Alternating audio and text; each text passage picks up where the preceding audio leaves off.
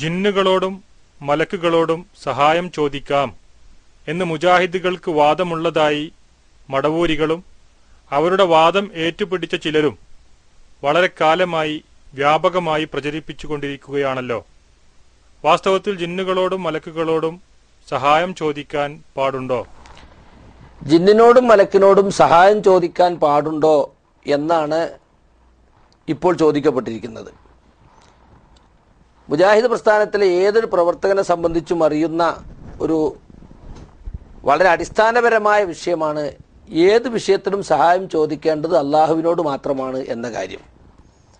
അതുകൊണ്ട് തന്നെ മുജാഹിദുകൾ ജിന്നിനോടും മലക്കിനോടും സഹായം ചോദിക്കാൻ പഠിപ്പിക്കുന്നുണ്ട് എന്ന് പറഞ്ഞാൽ മുജാഹിദ് പ്രസ്ഥാനത്തെക്കുറിച്ച് ഒരല്പമെങ്കിലും പരിചയമുള്ള ആരും തന്നെ അത് വിശ്വസിക്കുകയില്ല. കാരണം ഇത് തൗഹീദ് പ്രസ്ഥാനമാണ്. എല്ലാ സഹായതേട്ടങ്ങളും അള്ളാഹുവിലേക്ക് മാത്രം തിരിച്ചുവിടണം എന്ന് പഠിപ്പിക്കാൻ വേണ്ടി അഹോരാത്രം കഷ്ടപ്പെടുന്ന ഒരു പ്രസ്ഥാനമാണ്.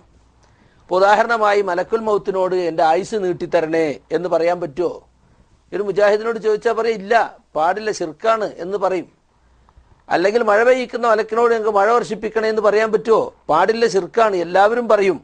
ഏത് കാര്യത്തിനും നമ്മൾ സഹായം ചോദിക്കേണ്ടത് വിജനപ്രദേശത്തായാലും ജനപ്രദേശത്തായാലും അപകടങ്ങളിൽ പെടുമ്പോഴായാലും അപകടങ്ങളിൽ പെടാത്തപ്പോഴാണെങ്കിലും ഒരു സമയത്തും ജിന്നിനോടോ മലക്കിനോടോ സഹായം ചോദിക്കാം, അല്ലെങ്കിൽ ചോദിക്കേണ്ടതാണ് എന്ന് ഇസ്ലാഹി പ്രസ്ഥാനം എവിടെയും പഠിപ്പിച്ചിട്ടില്ല. അത് ശിർക്കാണ് എന്നാണ് ഇത്ര കാലവും മുജാഹിദ് പ്രസ്ഥാനം പഠിപ്പിച്ചിട്ടുള്ളത്. അതിലാർക്കും ഇതുവരെ യാതൊരു മാറ്റവും സംഭവിച്ചിട്ടില്ല. ഇതെല്ലാം ചില ആളുകൾ വെറുതെ ഊതി വീർപ്പിക്കുന്ന സാങ്കല്പികമായ ചില ആരോപണങ്ങൾ മാത്രമാണ്. പിന്നെയുള്ളത് യാ ഇബാദല്ലാ ഐനൂനി എന്ന് അള്ളാഹുവിൻ്റെ അടിമകളെ എന്നെ സഹായിക്കണമെന്ന് വിജനപ്രദേശത്ത് വെച്ച് ഉച്ചത്തിൽ വിളിച്ചു പറഞ്ഞാൽ അത് പ്രാർത്ഥനയാണോ അല്ലേ എന്നതിനെ സംബന്ധിച്ചുള്ള ചർച്ചയാണ്. അത് പ്രാർത്ഥനയാണെന്ന് ഉറപ്പിച്ച് പറയാൻ പറ്റില്ല എന്ന് 10 വർഷങ്ങൾക്ക് മുമ്പ് സംഘടന പലരും മുമ്പ് തന്നെ ചെറിയമുണ്ടം അബ്ദുൽ ഹമീദ് മദനി ശബാബിൽ എഴുതുകയും പിന്നീട് പുസ്തകമായി 2001 2005 പുറത്തിറക്കുകയും ചെയ്തിട്ടുണ്ട്.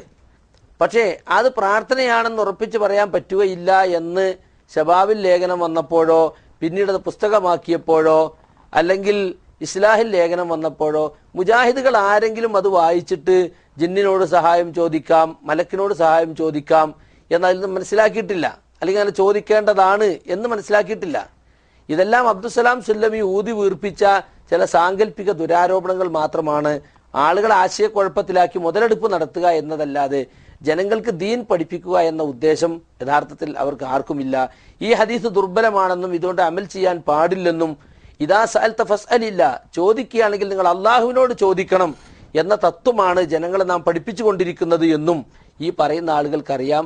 പക്ഷേ ചില സ്വാർത്ഥ താല്പര്യങ്ങൾക്ക് വേണ്ടി അതെല്ലാം മൂടി വെച്ചുകൊണ്ട് ആരോപണം കൊഴിപ്പിക്കുക മാത്രമാണ് ഇവരുടെ ഉദ്ദേശം.